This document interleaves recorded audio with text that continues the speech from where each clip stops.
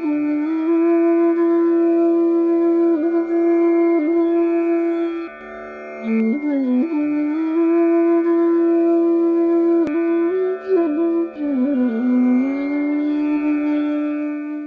हमारा शरीर बना हुआ है ये स्थूल सूक्ष्म और कारण में है, और ईश्वर महाकारण होता है। ईश्वर की प्राप्ति के लिए हमें महाकारण अवस्था में जाना होगा, उसके लिए ये चीज़ आखिरी जन्म में प्राप्त होती है।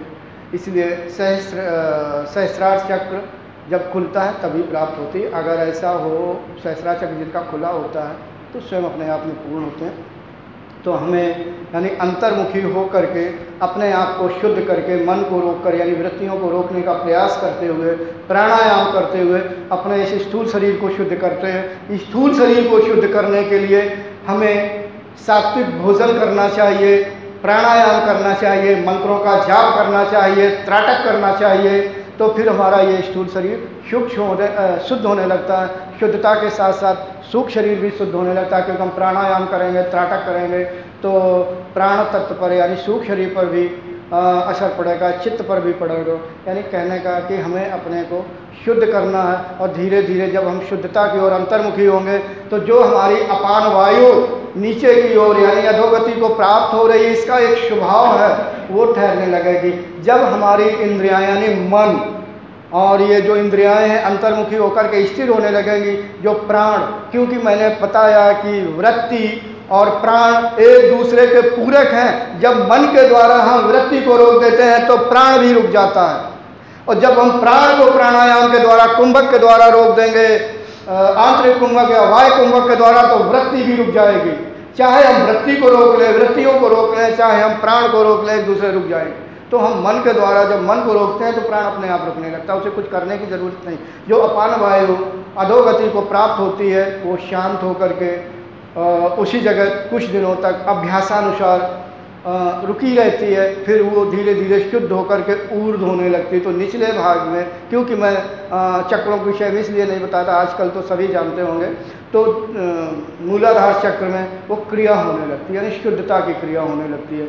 मूलाधार चक्र खुलने लगता है, तो धीरे धीरे को मूलाधार चक्र खुलता है तो महसूस होता है, और किसी को नहीं भी होता।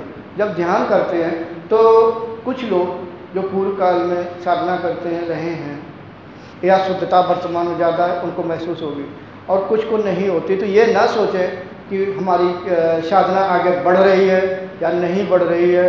कभी कभी ऐसा होता है कि साधना आगे बढ़ रही होती है और समझ में नहीं आता, उसके लिए मार्गदर्शक का काम है, यानी गुरु का काम है कि अपने साधक को बताए कि तुम्हारी साधना बढ़ रही है। तो जब हम शुद्ध होंगे, ध्यान करेंगे, तो धीरे धीरे जो अपान वायु है मूलाधार चक्र से यानी ऊपर की ओर जाएगी। तो पहले मूलाधार चक्र को शुद्ध करेगी, मूलाधार चक्र खुलेगा। खुलते समय दिखाई देता है कुछ साधकों को, कुछ को नहीं दिखाई देता है।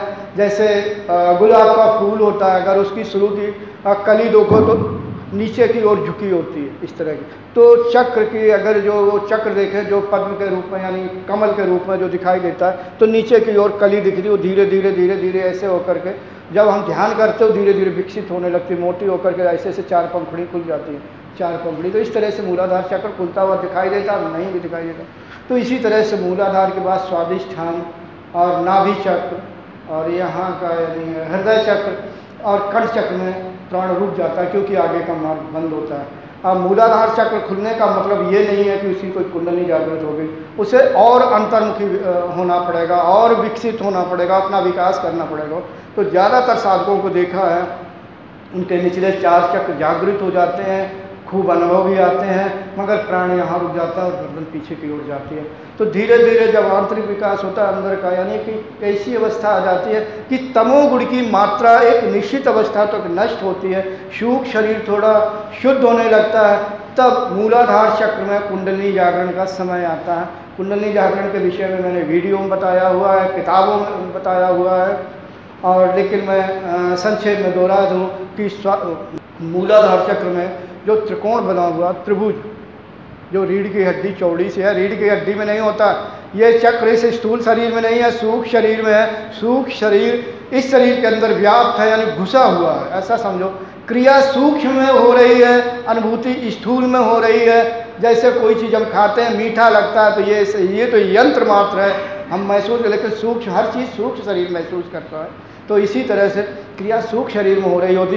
त्रिकोण के मध्य में जो निचली हड्डी का नुकीले भाग से थोड़ा सा ऊपर देखें तो चौड़ी हड्डी होती है, तो उसी जगह मूलाधार चक्र है, उसमें त्रिकोण बना होता है, ऊपर नो त्रिभुज ट्रंगल, इसमें शिवलिंग, इसमें 3.5 चक्कर कुंडलनी लिपटी होती है, 3 चक्र दिखाई दे, चक्कर लपेट दिखाई देते हैं, आधा नहीं दिखाई देता, क्योंकि अपने मुंह के अंदर पूंछ घुसे हुई होती है और सोई हुई होती है।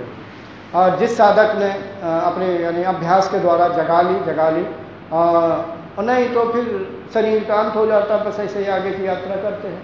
अच्छा, जब वो जागृत होती है तो प्राण वायु के धक्के उसमें लगते हैं, सुषुम्ना नाड़ी भी प्रभावित होने लगती है, सुषुम्ना नाड़ी के नीचे दबाव बढ़ता है और भी क्रिया पड़ता है, जैसे मूलाधार, मूल बंद लगाना, उद्यान बंद लगाना, जालंधर बंद लगाना, तो प्राण का दबाव नीचे की ओर होता है, सुषुम्ना नाड़ी के निचले सिरे, तो उसके दबाव में कुंडली उसमें धक्के लगते हैं, तो कुंडली जागृत होने लगती है।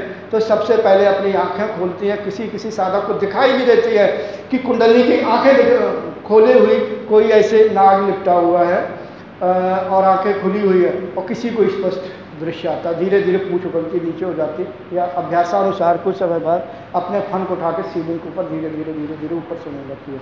तुरंत नहीं होता है, काफ़ी समय के बाद, जब यहाँ पर प्राण तो यहाँ आ जाता, लेकिन कुंडली बाद में जागृत होती, तुरंत नहीं होती, तो यहाँ आकर कंठ चक्र तक आती है, फिर तो बहुत समय लग जाता है।